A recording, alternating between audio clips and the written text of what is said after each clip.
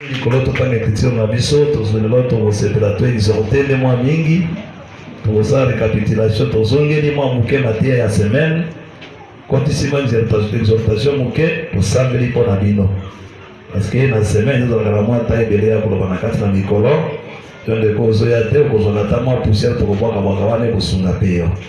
Okanda ya Mon Isaïe chapitre 5 verset 1 jusqu'à 2. Nous lisons au nom du Seigneur Jésus-Christ. Amen. Puis je vis dans la main droite de celui qui était assis sur le trône un livre écrit en dedans et en dehors, scellé de 7 sceaux. Et j'ai vu un ange puissant qui criait d'une voix forte, qui est digne d'ouvrir les livres et de rompre les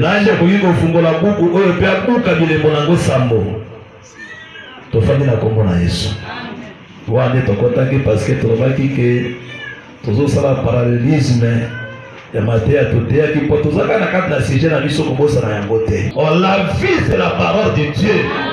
Moto ya la parole de bien aimé dans la vité. Amen. Abangi zape ote. Aba na kati ya mera zo tambola abangi sote. Amen. Ata vivi na kati ya prado na veste abangi sote. Amen. Tano bazo tanga batu za la kandeyo. Amen. Oya zangi sete so c'était un homme animal. Amen. Azani ya malati veste. Azani dembe ya kotelema. Yango zalaka na litundu. Amen. Tambola kana lipombo po zalaka mwana ya nzambe. On parler sur les 4 vents porteurs de l'esprit dans Mukanda Ézéchiel chapitre 37 verset 9. Tolimbola kike sengela ki pepemina eya pepesa bomo na kati na mikuo ekaukaki. Leto simagi ke 4 vezo pesa vie na kati na mikuo ekaukaki. Fozona na Mukanda Corinthiens chapitre 14 verset 6.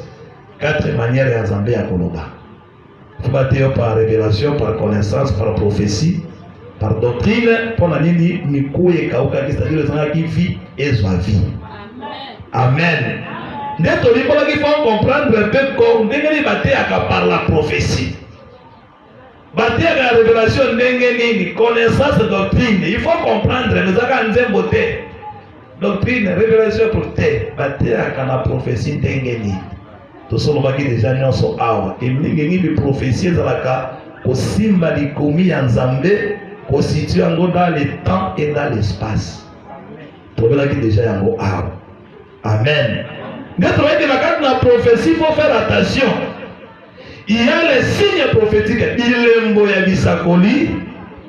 Ils appellent un mouvement prophétique. Ils appellent un langage prophétique. Amen. Il y a aussi les grands signes. Oye mwana ki na likolo. Il y a des grands signes pourquoi? Pour essayer ces prophéties nyonso. Ezala ya biso ba nation, ezala na Israël. Na kati okuta osali semaine ya Daniel ezali. Nyonso na kati ya grands signes ngaki na likolo ya Apocalypse 12. Yango tomela ki wana kotalisa yango, te expliquer yango tambola yi presque 6 mois. Pendant comment quand après le détail na ngaki na le 13 mars. Le 15 septembre, j'ai fait presque 6 mois. Na binoa. Quand on a pambola payo. Le sang c'est que malgré côté à Molaï, ça te zaga moi qui toque. Alors pensa benda maladité. Donc ça te un mois wa katani penza bolombe betie pandi suis mais biso 6 mois to ça ina mawa tout to zabe makasi. On a zoka le sang na kombo na Yesu. Amen. Il y a d'autres simba qui faut tout ça le parallélisme entre 70 semaines et Daniel par rapport à 4 sauts et Apocalypse. Pour côté 70 semaines à Daniel, tu ça aussi baba saut. Amen. Pour de toi tu côté wana malem mais malem pour offendre sa prophétie. Ce que le prophète va beaucoup so ebele. Pour battu alingi elo nini? Bazo moto na bangwa kota na kati ya écriture biblique. Amen. Donc les Américains wana bakuzwa moto na batie na kati ya Apocalypse 10. C'est vrai bangote. Frère bien il faut tanga la Bible bien. Balobi te que tango mwanje asamba kobeta trompette mystère ya Nzambe ko za révéler te. Balobi te total l'écriture wana c'est très capital. Au bout de la table na bati wana ange de l'Apocalypse 10. Ange ngonde nani moto na bango ya américain wana bazokomisa nzambe ozomona te kombo nyonso na 7 chiffres. William 7 chiffres, Mario 7, Branham 7 chiffres, c'est-à-dire il est Dieu. Wana ndio ngo abomination dans le monde. Soki ndeko nwaza kuna kufi kuna lelai makile limana miso mpo ake tutu wana lifelo ya nzambe. Yo kalinge bazoloba zolo biso bresi 10 yango wana banda na verset na yango wana kititi na moi sekuna. Je vis un autre ange puissant qui descendait du ciel. Enveloppé. Amen. Au-dessus de sa tête était l'arc-en-ciel. Amen.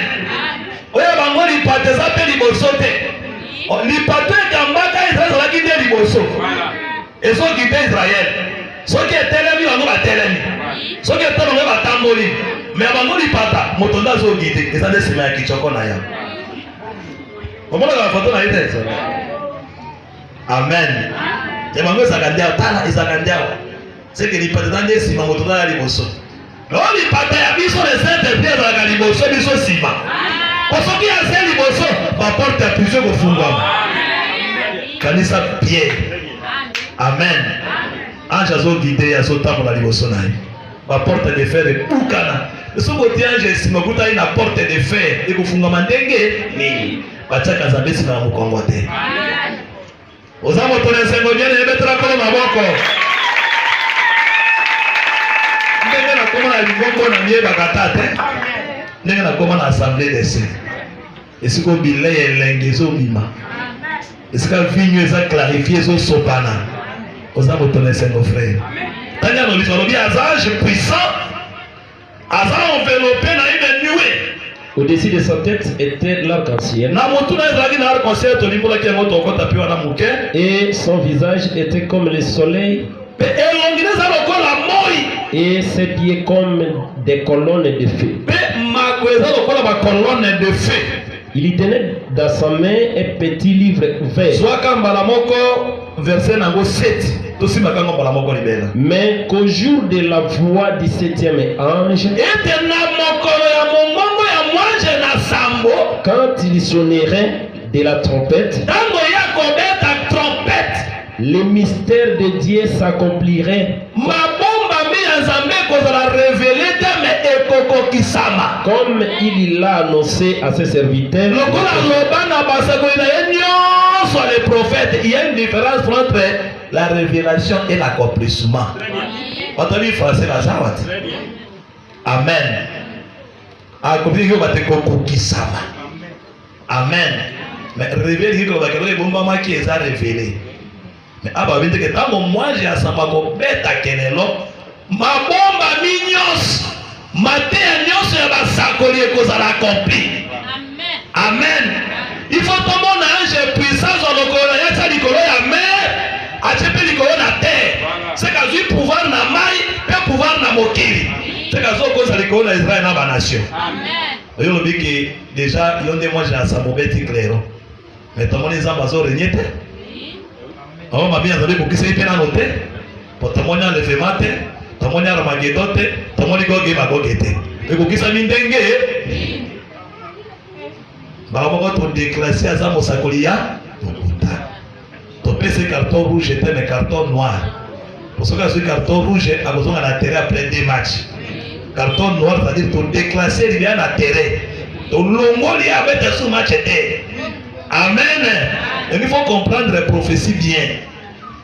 Parce qu'on dit que non, on dit balobi que bamonaki moto moko presque oti kotanga tolobaki yango même mercredi na jeudi tosimbaki trône ya Nzambe na la main qui tient les livres wadi tosimbaki yango olobi bamoni moto moko afandi na trône pe na trône ya simbi livre moko eza sele na 7 so.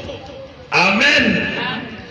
Olobi moto yango aza wana pe basobenga binani aza dini ya kozwa buku pe afungola buku wana. Parce que tu es que mon travail est en train de la le diable.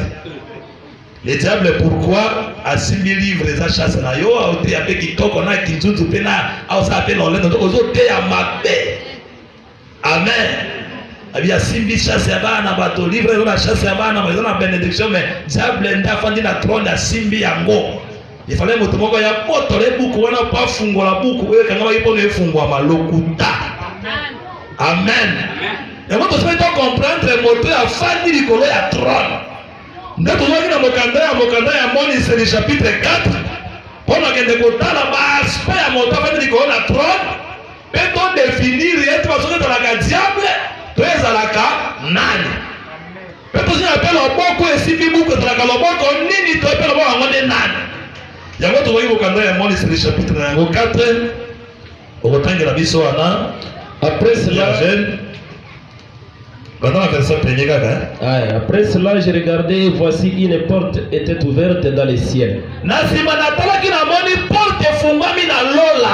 La première voix que j'entendais et que j'avais entendue et qui me parlait dit: monte ici et je te ferai voir ce qui doit arriver dans la suite. Aussitôt je fus saisi par l'esprit. Et voici il y avait un trône dans le ciel.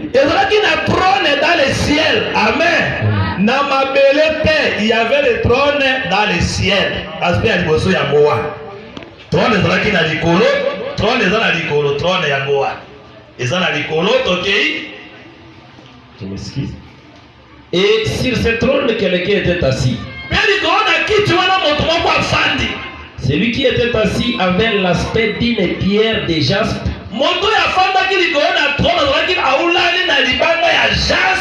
Et de sardoine. Okay. Et le trône était environné d'un arc-en-ciel semblable à de l'émeraude.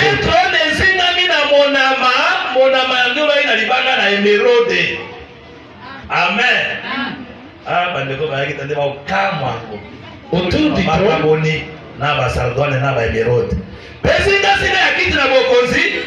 j'ai vu 24 trônes et sur ces trônes 24 veillants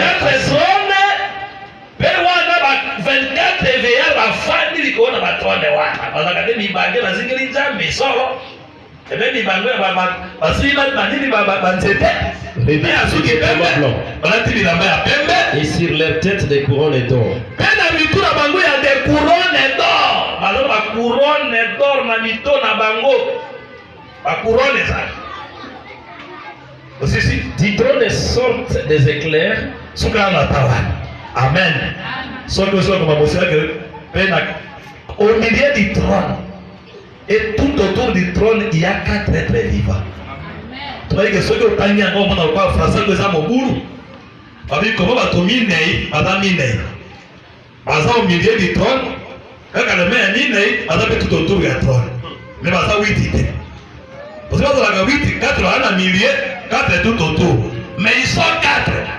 Quand on va dans le milieu, baza tout autour. Amen. Amen. Neto kina mosako lo baboye. Balobi trône moto afandi likolo na yango aunani na libanga ya jaspe na libanga ya sardoine. Eza mabanga lo ba diamant. Neto baki boye pour comprendre eloko oyo. Il faut sur le livre Exode chapitre 28 verset 17 à 20. Tango batandaki mabanga na tolo ya Aaron. Amen. Yango effort de to pectoral de jugement zaki na net libanga na tolo na ye wana. Batandaki mabanga zomi na mibale. 3 rangées, 4 rangées pardon ya 3 mabanga bachango na tolo na ye. Comment des araki? Hein? Et ça dit combien? 12 êtres. 4 rangées à 3 mabanga. Libanga ya liboso zalaki babena libanga ya sardoine. Premier Pierre botamo eme na ndako. Sardoine. Pe libanga ya suki zalaka jaspe. Amen. Bona na makambo so. Bona na kama hapo. na biki moto afai na kiti na koke ko définir na fai na trône eza diable eza prophète kimbangu alabe prophète te eza Yesu eza nzambe tu eza nani ndio wanga ndo pesa détail matoke motango aula ina libanga ya sardoine na libanga ya jaspe ndio tobinye soki otai na tolo ya alona mabanga zalaki zomi na mibale mabanga ngo zali 4 rangées à 3 mabanga na rangée moko na moko libanga libanga la libanga ya sardoine libanga ya suka libanga ya jaspe amen. C'est-à-dire que la première pierre c'est sardoine, la dernière pierre c'est jaspe. Pour dire quoi? Oui, afin de dire qu'on a trône, il est le premier, il a aussi le dernier. Il est l'alpha, il a aussi l'oméga. Si vous avez alpha na oméga ezalaka nani? Awa nde bateje ya miso na biko moni Yesu abanda Yesu akosukaka faites attention tanga ngo malamu. Atande mobandisi na mosukisi. Mais ya banda te asukaka te. Sike soka bandi mosala ifa koma nango na suka. Yeza te lokola batu ya lelo ba kodina biso ya mboka ya lelo. Amen. Ozana manda no ya seka. Sisa makamanote. Bandi ko créer ba problème. Il faut m'ajouter encore 2 autres années. Pendant 6 ans projet na nzambe tsoka kanike ka seka. Abo peso libala ko pesa yo. Amen. So dika ko pambola yo. So la biki okotonga ndako ya na retarte. Ndaka na seka na kotala mécanisme ngoki yo tonga ndako. Azaza mbeki toko. Jaspe na sa ile na alpha et omega. Zoro mokanda moko na livre ya Nzambe baki moto asakali bandira peso ke zala Nzambe. Zoro mokanda ya Esaïe. Zoela biso mokanda ya Esaïe. Zona le Esaïe chapitre na yango. Il y a total écriture wana, il a le premier le dernier. On va faire des likolo ya trône. Celui de 8 têtes pour gagnons la sima. Zola mokanda ya Esaïe 48 verset 12. Puis Josué après chapitre 1 verset 12. Esaïe 48 18 ans la Noah. 48 verset 12 et 12e verset. OK. Écoute-moi Jacob. Yokamba Jacob. Et toi Israël. Mais yo Israël Que j'ai appelé. Oyo na bianga yo. C'est moi qui suis le premier. Ngana na balaka le premier. C'est aussi moi qui suis le dernier. Ngapende na balaka le dernier. Amen. Yango soko lukile le prophète l'État de la fête aka Yesu yemoko. Amen. Yemoko ta bandaka, yemoko ta sukisa. Amen. Il est le premier, il est le dernier. C'est-à-dire il est sardoine, il est aussi jaspe. Amen. C'est mon taille qui est le premier, le dernier a commis ça mais balamoko. Amen. Mon togi ko banda suka na sukate. Si il y a un prophète d'état de la fête. Au temps de la fête c'est ogi déjà, et ogi na noté. Mais à Koufi Nazera, à Kati Mosa Nazera, on doit remplacer Teni PPT. Amen. Mais Yesu sera bandi Mosa la Koba Kati Nazuka. Somme Ganda Moïse chapitre 1 verset 18. Quand on s'en balobi que il est le premier et le dernier. Hein? Tu vas dans le verset 8. Verset 8. Je suis l'alpha et l'oméga, dit le Nazali et Bandela Pesu Alpha et l'oméga. celui qui est, Oyazalaki, qui était Oyazali, et qui vient. Oyazalaki Piazoya. Le Tout-Puissant. Verset 18. Verset 18. Je suis le premier et le dernier. Je suis le premier et le dernier. Et le vivant. Et le vivant. Amen. Bon, pour Esaïe, éternel dans le but qu'il est le premier et le dernier. Nabokanda a dit Jésus a dit qu'il est le premier et le dernier. C'est que comme Badezaka Nanzambe na Yesu. Jamais. Abi akufaki, puis à la bonne moelle. Or, on a akufa puis à servi, c'est le Seigneur Jésus. C'est que vous m'entendez Zali. On va te demander Yesu à Nzambe. Amen. Kaka yemoko wa Nzambe. Soko luki Nzambe Nzambe Jésus. Amen. Ata bango bandimite biso basatu Yesu à Nzambe. Amen. Amen. Merci za kande ba koti na ye. Amen. Amen. Isa bana na kotea ko benga pasteur. Oso sutuki na buto kitina meteo kuno tala ba moni kana uluka boto na boka fiena kati na banana ni peshet. Okutinga likolo ya taxi boto na osa taxi. Na zana ni taxi menet. Mais na zana ma tatias. Ah, bako prendre ngote. Na zaka ma tatias mais bako na mata pasteur. Tango boulot si na kitine baina moto ngana kai na zolu kana kwa kafilea na kana komi péché. Na zongi na butu na zui taxi moto na oluka batela komi taxi man. Na saba to bisa tote. Na saka kana matatias. Maintenant ça la misala comme pasteur, comme pécheur, comme taxi man. Na bisa tote. Le Père c'est un esprit. Amen. Amen. Le Fils c'est la chair. Au moins, nous savons que le Père est plus grand que moi, mais c'est normal. Le Père, c'est l'esprit. Le Fils, c'est la chair. Nous autres, nous avons fait ça aussi. Nous sommes autres pays et Syrie. Mais Tata explique que nous avons dit moi à la monnaie. Amen. Moi, c'est le Père, c'est le Créateur. Donc, Jésus est Dieu. Attends, on dit, on va te dire que on dit, on va dire que Jésus soit ça. Amen. Le moto fa ina trône mwanamoko longola satana longola basako ina bino wa. Azinga mina 24 vieillard ni bange mikolo bapaka. Basala ba couronne na bituna bango. Monsieur sali baba kela kaye moto fa ina trône moto ya lobi yondo bokina lokumu. Yondo bokina masajoli bazo bwa kabito ya liboso naye. Kwa afandi liboso ya trône. Ngaka wa qu'est-ce que ça de mi bange na biso ya lelo ko kuta botakumba minde afandi liboso ya trône ya Jambe. Alors dis-moi couronne. Amen. C'était langage prophétique. Donc dans notre monde couronne, d'abord couronne c'est l'enseignement. Ça vous regardez à Proverbe chapitre 1 verset combien? Parce que couronne c'est la capitale enseignement. Chapitre la vision à Proverbe chapitre 1 verset 8 à 9. Écoute mon fils. L'instruction de ton père. Et ne rejette pas l'enseignement de ta mère. Le père c'est la loi, la mère c'est la grâce. L'enseignement de la mère, moi c'est le côté. Moi c'est le tabac la terre à terre. L'instruction du père c'est la loi, l'enseignement de la mère c'est la grâce. À la loi et au témoignage. Très bien. Amen. Ok. Car c'est une couronne de grâce pour ta tête. Babengi couronne l'enseignement comme une couronne la moto. Amen. Et ça enseignement. Si vous demandez les 24 vieillards, il va pas tout le monde il va faire des signes à quitter la considère ma couronne. Frère, ma pas kabazali. Amen. Bapaka bazo biso poto sali il faut tout na bapaka. Il faut tout na babange mibange. Azalaka 24. Amen.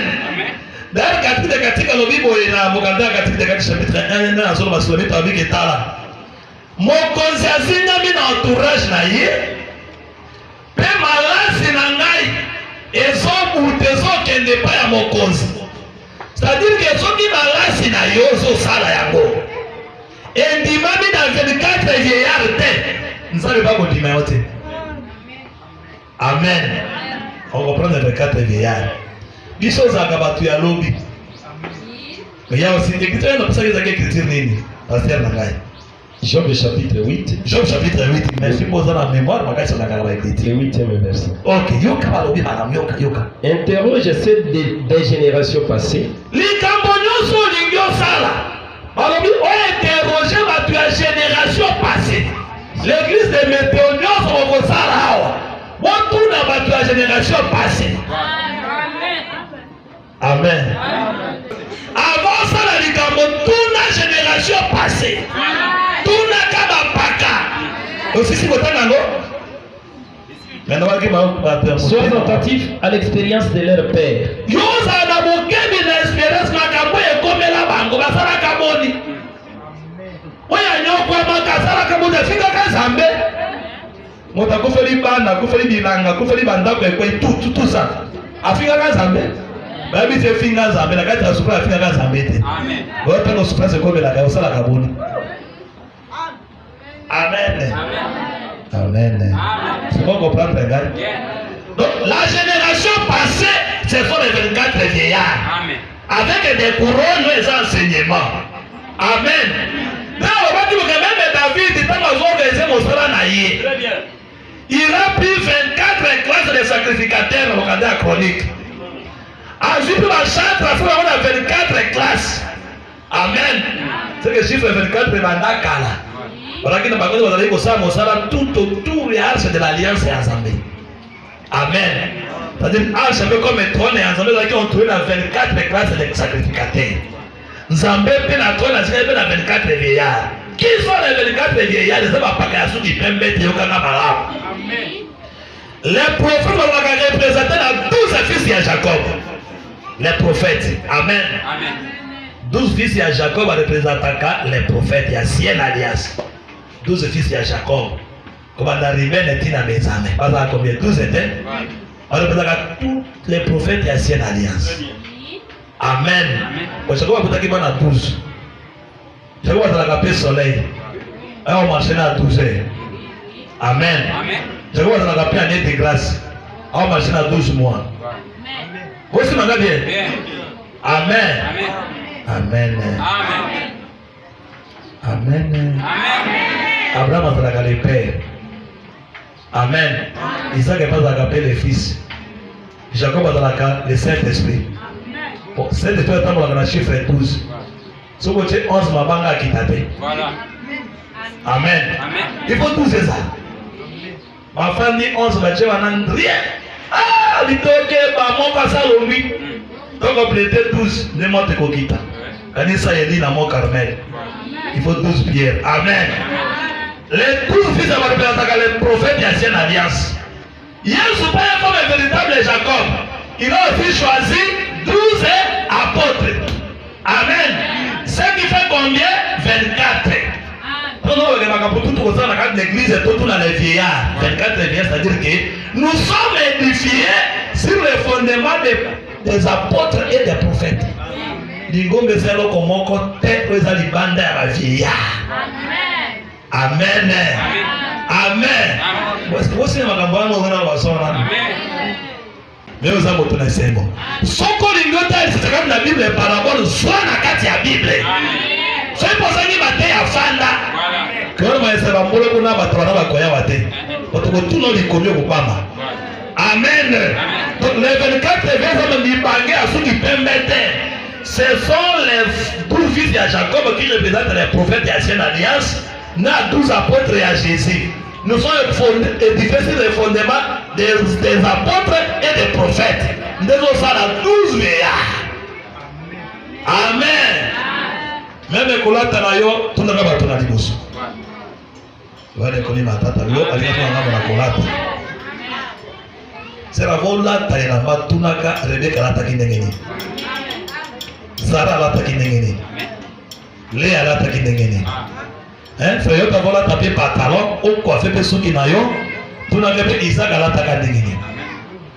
Amen. Oui, bah tu as regardé qu'on l'a bien. So mon système est que là on a un pays islamique et là être en Afghanistan. C'est-à-dire yo moi c'est ce qui on l'a dit.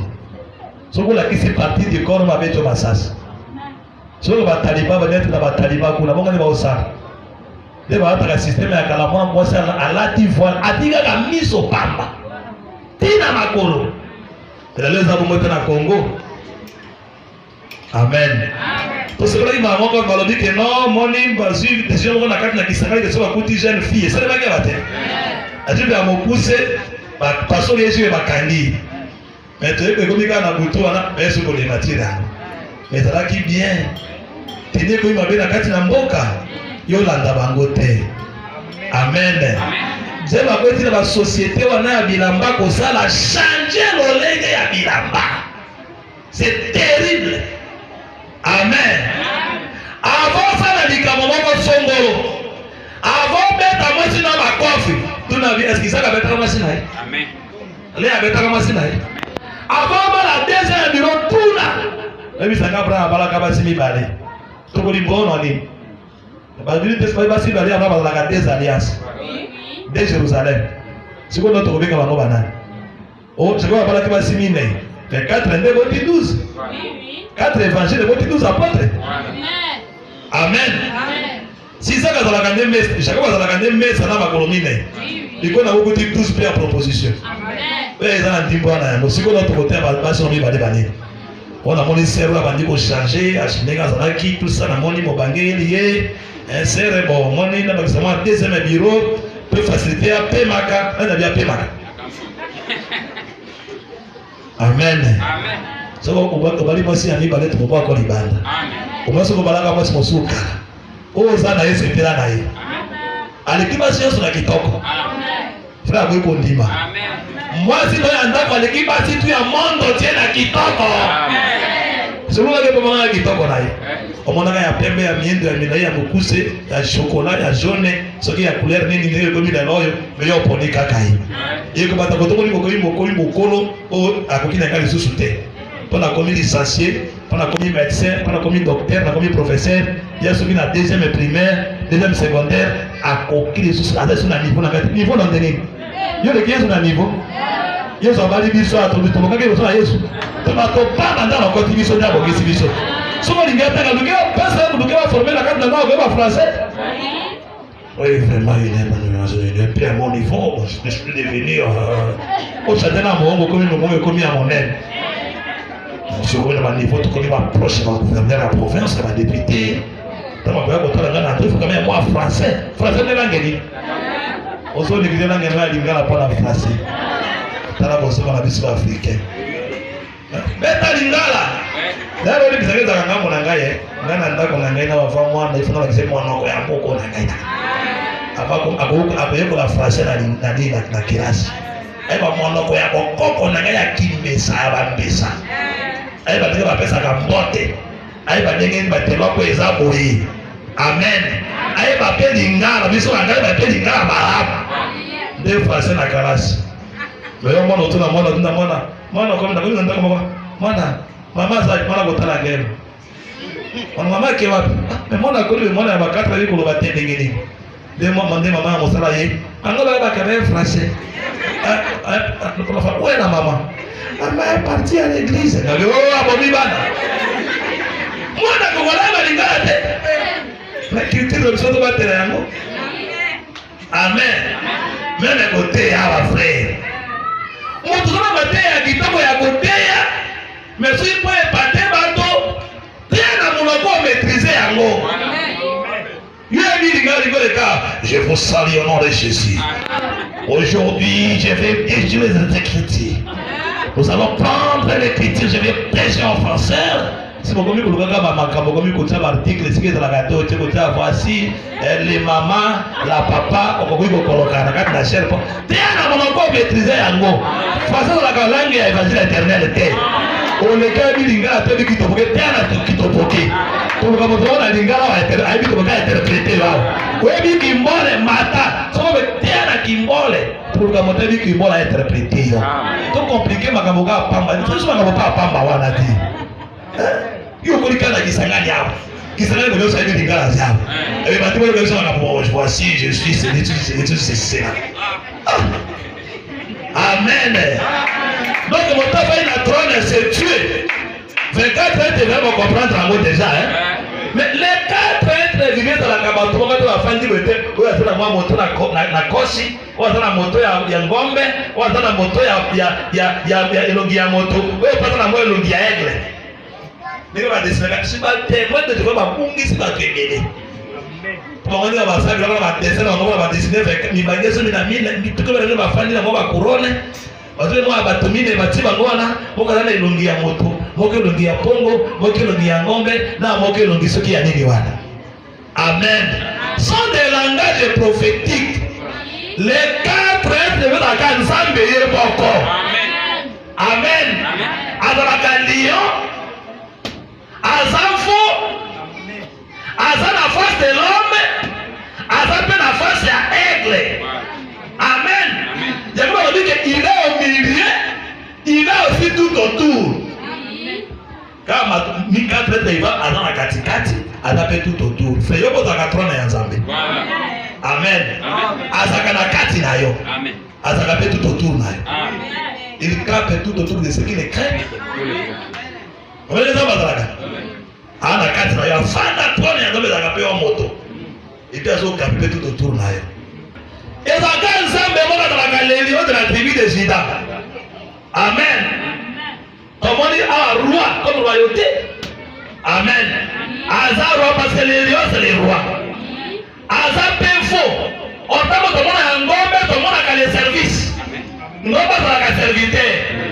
asala mosala kati elanga azala pe nyama pe ya sacrifice akotika la ruete azalaka pe serviteur azalaka pe esprit ya sacrifice. Amen. Moto c'est la responsabilité. Napelaka exemple David alingi akufa sobenga mwana alisema anaike Salomon mon fils nalingi nakende na rendez-vous ya tous les vivants avec soi homme. Okila kaji wana Salomon alingi bashito mobali mais c'est que Salomon mobali un homme oui c'est que Salomon mon fils nalingi nakufa mais soit un homme. L'homme c'est la responsabilité. Yango na yo frère l'homme le pousse la responsabilité. Amen. Na teke wa ke makambo libai zaka makambo na badini te la foi te. Ma sœur so frère azana mbeto musi ya kolala te. Ana lutu te, azana fourchette te, ana sali te, a proposer peote. Amen. Alors parole ya kondimate kwa moni Dieu Jehovah Jireh jama ko pourvoir nano liboso pona yo ndoke confiance c'est. Amen. Ça va te prendre bangola na mwa musi ya 25 cm na bangola na mbeto ya kitikwa na mbeto ya mbanja akwebi ebi okota bisanya bien bien pazo wa lutu fa tena mama voisine na biwa pa kuna nano pesa ngade lutu wana c'est ça humiliation. Yango l'homme c'est la responsabilité. Sala mosala ozo mbongo ozo charge na yo tika ka batame na bakanze na tina ta mokote. Amen. Ata otanga te lima mama tungula watu oloni ko récolter sima mbongo ziale osombi zali okokinde obali makamba ko dimeza te ser. Amen ma sœur. Yo pe frère di mabongo. Amen. Tuba na wate. Amen. D'ici venez de mon niveau, vous voyez tout ça. Jésus aïe a fiancé biso a pesi dot. Amen. Maintenant na suivi sauté. Pour fiancer que c'est na proposé il faut tout le monde regarder le quoi. Yo les gars c'est la ligue ouais. Ah bon fiancer na fiancer wana te.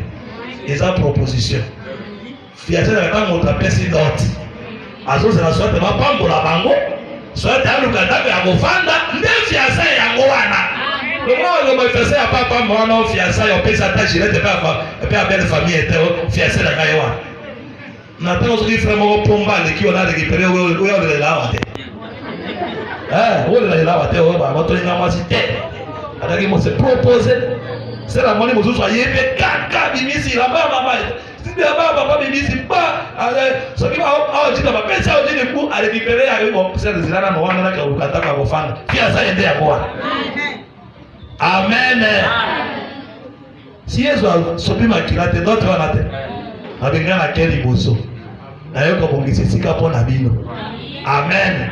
Abo bisala biso sika pona mo to kwato na kati na kimia te. Yo ko lingozo asala bongisa te sika te. Ade basala basebiraka. La vite que bobuka ibandela bino lelo c'est boso bandaka proposition ko ba me bisala de frère papa lukaka. C'est que tout le qui est vraiment pomba qui a caillé ko le kila ona na kina ngai. Pona mon opposition ezalité. Ngaza quand même quand ba fiançailles ya ba 5 ans. Obligo ki ona moto libanga to so me na fiançailles na biso so ki professeur ya 7 ans. 7 ans. Boko bika eno kwa bato. 7 ans fiançailles. Boko battre la masolo. Amen. Donc c'est la responsabilité l'homme. Amen. Mais aigle est comme ça, mon salaire à ligne. Aigle est dans la vision de loin. Aigle est dans ce qui s'appelle la monios. Quand on tombe dans la quatrième personne, on dit viens. Viens, on va faire la soupe dans la aigle. Puis ça va l'événement à l'église. Amen. Nous sommes ok. Puis on va viens ici. On comprend vraiment mot c'est Amen. Donc ça va quand Nzambe yemoko. Nzamba ko yiko beta karate. Oya kanga buku ibaka Nzambe yemoko. Oya pako fungula buku ka pesa Nzambe yemoko. Amen. Para bike oya, abi oya kangi nani afongola. Oya fumo nani akana. Ya botika ko pesa ka tata basi no makambo papa boyenda kanga libumula ngai. Akakali. Amen. Soko be ile ro Nzambe. Il va te permettre de coopérer. Donc, à l'homme, il y a un homme qui s'appelle. Et donc, il n'y a pas mal de papa. Donc, il y a ça dans mon ensemble. Il y a un peu de Amen. Bosi manga bien. Mateo epeso révolution la na motema na yo. On s'attacher na nzambe. Amen ma bien aimé. Donc on va dire qu'on a trône ezaka nzambe ye moko. Bimisa kimbangu wana, bimisa Branham, bimisa Mukuna, bimisa Pierre Bongimea Mongando, bimisa Moïse libérateur na bakoya batu na opala, ba mususu banani, banzambe na wabila. Bana place wana te. Amen. Pierre Bongimea sa kufi. Abadi mosa kumisa mona suka te asundoli. Ah Yesu aza bien. Na mona place Yesu abela te. Na mona place kwa tape na pharmacie ta luka paracetamol. Mais au contrôle pas na ye. Kupanika kana ye boy. A toucher ta foi ta guéri. Ozotanga makila. Aussi bien. Tranquille, pas ton love to marche. OK. Mais bango banzambe bazo kota ba hôpital. Bazo bela. Mettre Yesu na bongo bakasi. Amen. Wana efandi deshi. Trône tomonika Yesu. Trône c'est la royauté. Amen. Dans Yesu ayena mokili. Avec trône wa yanzambe. Alors que le royaume des cieux ne viendra pas de manière à frapper les regards. Et quand on dit qu'on bête biso que kitana lo kitoro wa mbonda lo ka ba kimangise. Lo kitana yo ko nzambe ki dit ils ont dit que le royaume des cieux est au milieu de vous. Et quand ils vont tambola wana, attaquer des royaumes au milieu, tourner na katikati na yeye. Yangabi que moi je suis dans le Père et le Père est en moi. Amen. Ouais, c'est le Père. Notre Père qui est au ciel, que ton nom soit sanctifié, que ton règne vienne. C'est que le roi c'est le Père. Notre Père Philippe Bacas. Eh bien nous on a qu'à Père, mais montre-nous le Père. Oh Philippe. Non mais la vie nous t'a envoyé bien dans ngaïté. Oui, à mon tata.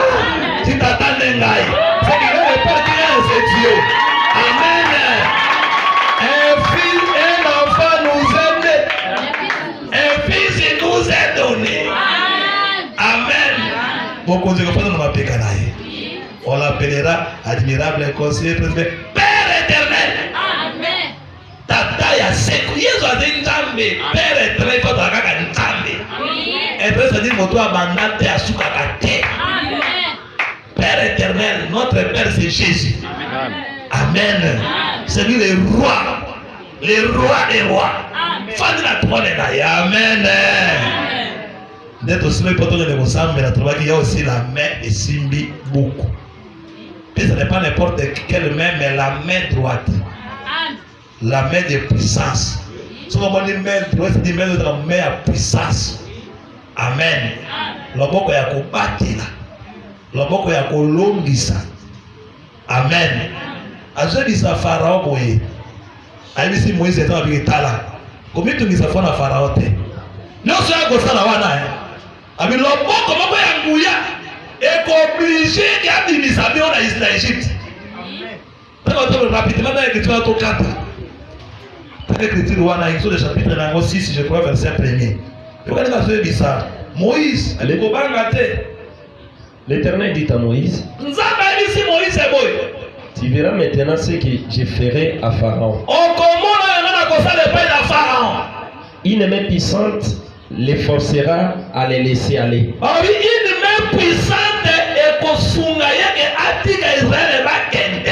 Une main puissante les forcera à les chasser de son pays.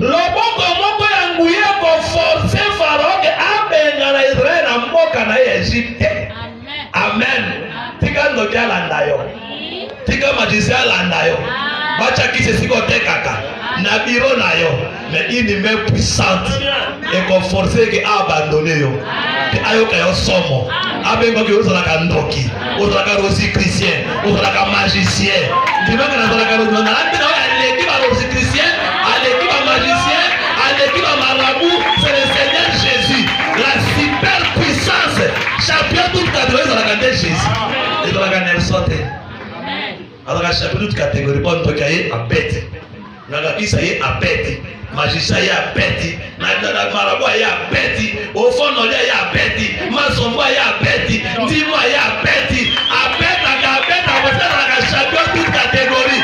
Maintenant on va prendre le coup de Jésus Messie bien dans le Seigneur. Amen. Même pas maïe kabana, c'est toujours la main. atoyemba kama mopepe bani meteka nyonso kaka loboko ya Nzambe. Mais pour Goliath akwe kaka loboko ya Nzambe. Pour Dago akwe kaka loboko ya Nzambe. Pour Israël va mettre la nation, c'est toujours la main de Dieu. Il y a longtemps qu'on va traverser mer rouge. Yo kama nzembo bani nzembo molaye Exode chapitre na yango 15, soit verset 6.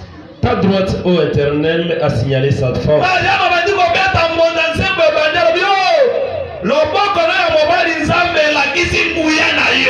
Ta droite, ô Éternel, a écrasé l'ennemi.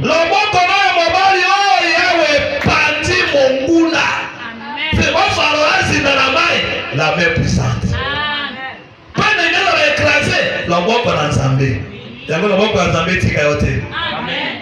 Loko sambela kaka ko loboko na esimba ngai. Eza la puissance pour ngai. Eza la protection pour ngai. Même osindi, on dit c'est la loboko ya Nzambe. Amen. Alors c'est pas la pierre. Amen. Ingambe ngo mobala otamba likolo ya mai.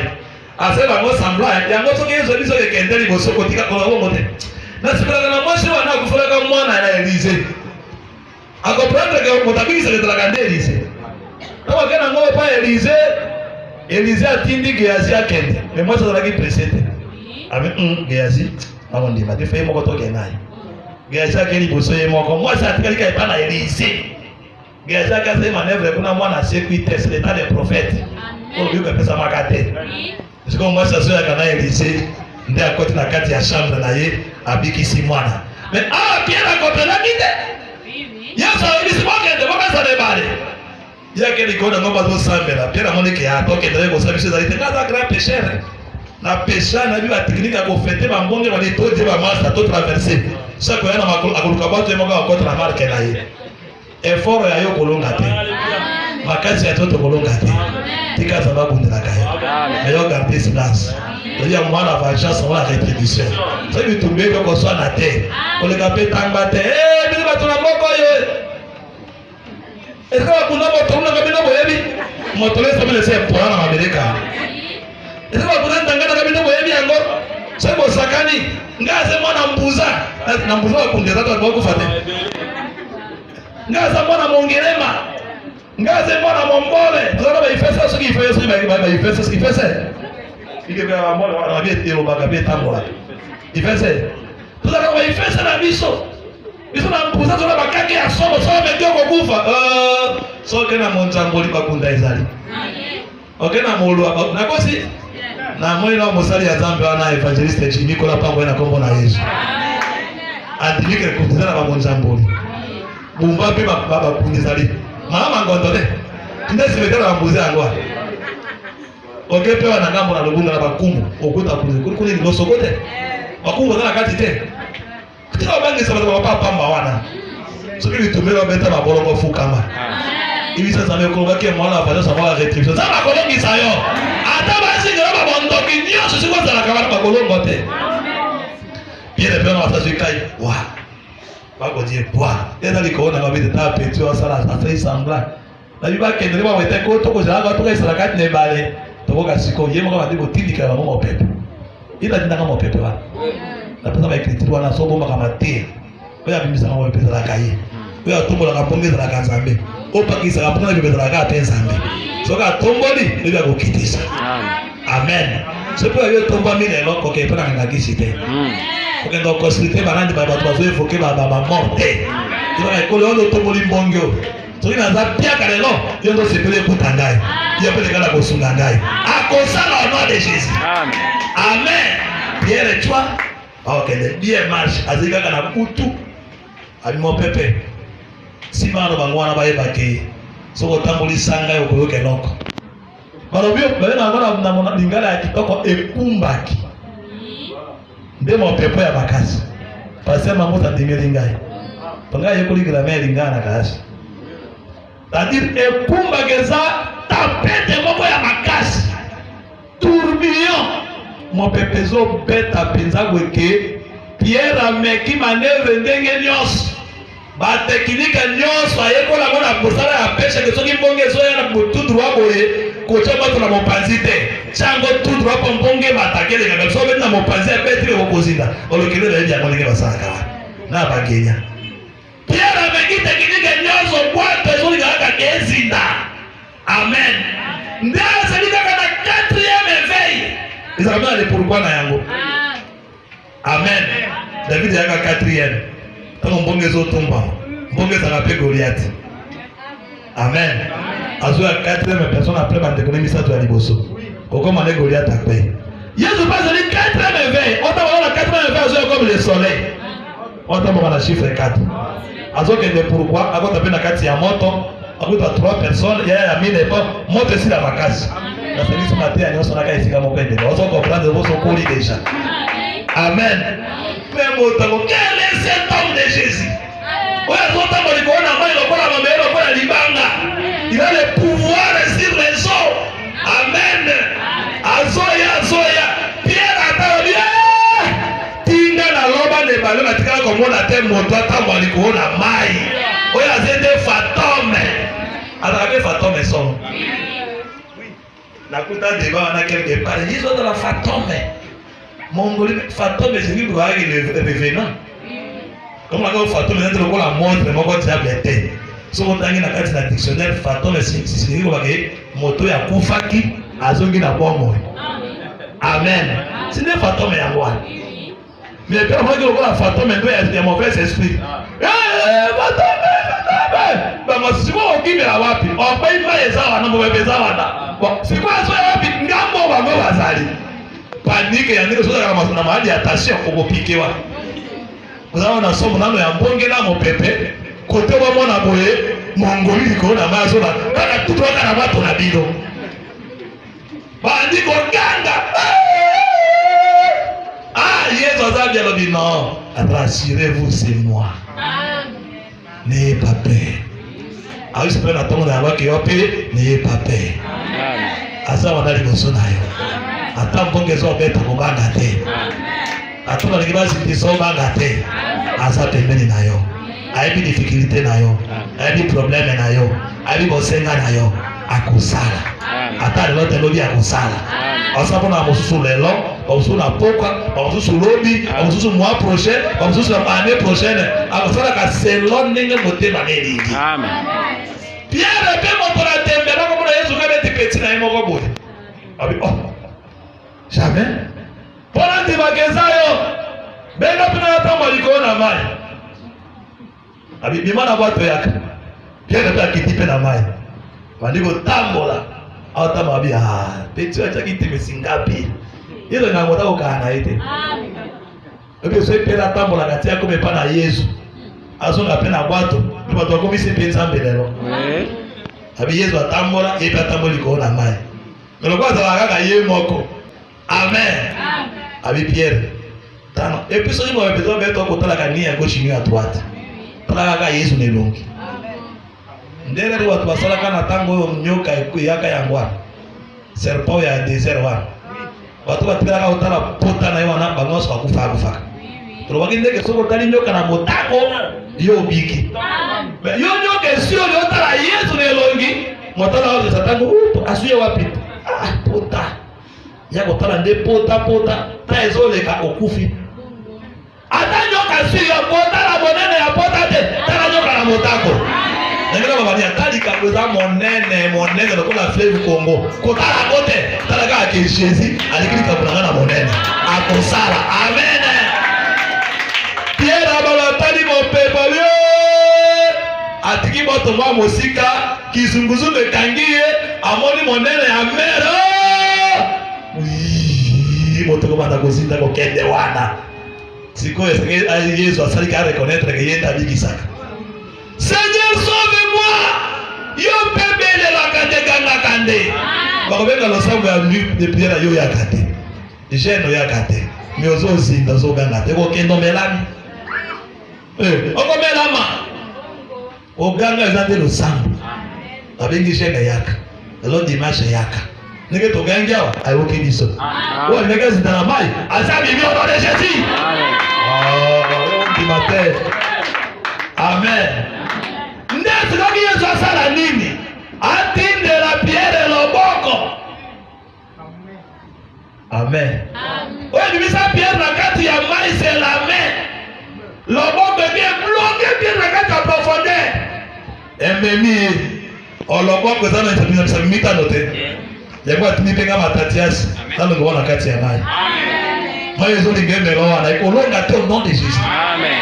mayezo ligesi ni sayo bakweshwe Amen. bakweshwe au nom de Jésus Amen. yo ndi mate pourquoi c'est tant ngana lo bandi baka amen te esa be bongo zama ogisa yango amen lo bana boko zo sala lelo c'était ba docteur Nangeje évangéliste Jimmy ba pasteur Mambuzi ba pasteur Jeto ba motonazamba André ba Michel ya Mitema ba bienvenue Motei comment on compliqué amen okozinda te et donc que Pierre abima c'est la puissante main de Dieu amen et suis Pierre ba kangie inde likona kwato bendango ya matika likona bato be pa prese na kada bato mo pepe bonge tambola kelo ngona Yesu amen ese yo sobozana ata na kisangani te ok voyage ata lingombe ezali te tambolaka na Yesu kotika Yesu te ntango bitumba ekoya ntango mbongo ekoya obeleli akobimisa au nom de Jésus opesa baqualification ebele gaza na touche asimba so mekiwa aza na moto moko ya makasi na moto eza ya cet esprit ta moto na bimi ya papa mate amen yango tema likolo tosambelaka loboko ya Nzambe esimba yo